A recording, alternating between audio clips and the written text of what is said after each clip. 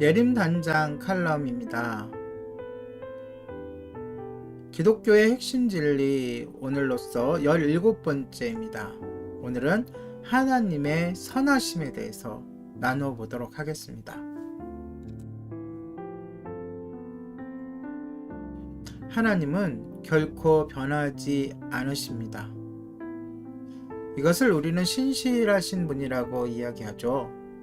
야고보서 1장 17절에 보면 하나님은 회전하는 그림자가 없다고 표현합니다. 이것은 하나님이 영이심으로 그림자를 가질 수 없다는 의미이기도 하지만 하나님께는 어두운 면이 없다는 비유적인 표현이고 도덕적으로 악하심이 없다는 의미입니다. 하나님께는 악이 없으므로 어둠의 자취도 없습니다. 오히려 하나님은 빛의 근원이시죠. 회전하는 그림자가 없다는 야고보의 말은 하나님의 성품을 나타낸 것이기도 합니다. 하나님은 완전히 시종일관 선하십니다. 하나님은 선하지 않은 방식으로 존재하신 적이 없습니다. 하나님과 선하심은 너무나도 가깝게 연결되어 있기 때문에 플라톤 같은 고대 철학자조차 하나님 참 시인을 모르는 그도 신은 초고의 선과 동일시합니다.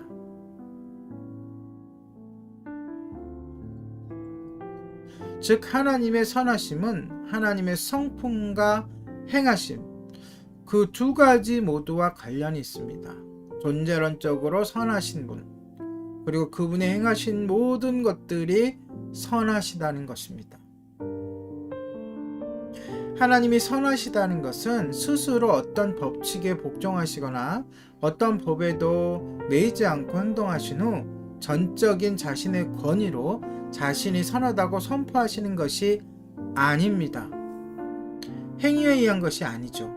하나님의 선하심은 독단적이거나 변덕스럽지 않습니다. 하나님이 복종하시는 법은 하나님이 선하신 것은 자신의 성품 때문입니다. 그러므로 하나님을 믿는 우리에게 각종 좋은 은사와 온전한 선물이 선하신 하나님으로부터 우리에게 오는 것입니다. 즉 하나님은 궁극적인 선의 기준일 뿐만 아니라 모든 좋은 것의 원천입니다.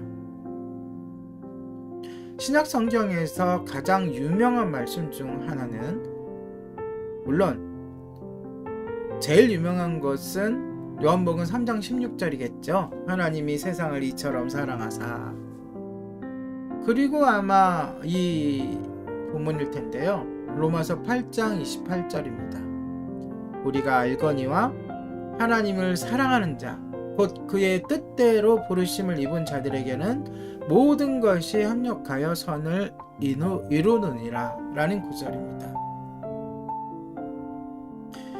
만일 하나님이 정말로 이 말씀대로 우리에게 일어나는 모든 일이 합력하여 선하게 하실 수 있다면 당연히 우리에게 일어나는 일들은 결국 모두 선합니다. 여기에서 제가 결국이라고 그랬습니다. 결국이라는 말에 주의해야 합니다. 사실 세상에서 우리의 주위에서 일어나는 일들은 악한 것이 대부분입니다. 우리는 선한 것을 악하다고 하거나 악한 것을 선하다고 포장하지 말아야 합니다. 우리는 재난, 불행, 불의, 그 밖에 많은 악을 만나고 그러한 악들에 둘러싸여 있습니다. 그러나 하나님의 선하심은 이 모든 것을 초월하여 결국 우리에게 선이 되게 하십니다. 그러니까 다시 말해서 재난도, 불행도, 불의도, 그 외에 많은 악한 것도, 우리가 당하는 질병도, 고통도 결국에는 하나님께서 선으로 바꾸어 주신다는 것입니다. 그러므로 그리스도인에게는 비극이란 없습니다. 우리에게는 해피 엔딩이 있을 뿐이지 새드 엔딩은 없습니다. 하나님의 섭리는 임박해 있는 악을 우리에게 결국 유익이 되게 하십니다. 그래서 마틴 루터는 이와 같은 점을 이렇게 설명했습니다. 만일 하나님께서 내게 길거리에서 오물을 주워 먹으라고 하신다면 먹을 것이다. 그것이 결국 내게 유익할 것을 알기 때문이다. 좀 강력한 중의적인 표현이겠죠. 그가 이렇게 이야기한 것은 그만큼 그는 주님의 선하심을 믿기 때문입니다. 여러분은 어떠십니까? 주님의 선하심을 믿습니까? 고난 가운데, 역경 가운데, 심지어 암으로 고통받고 있고 당장 뭐라 그러죠?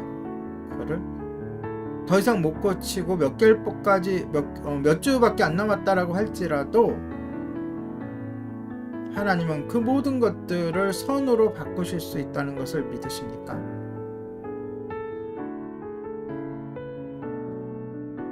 여러분들이 믿으시면 그 믿음이 바로 적용되어 하나님의 선하심을 여러분들이 목도할 수 있으실 것입니다.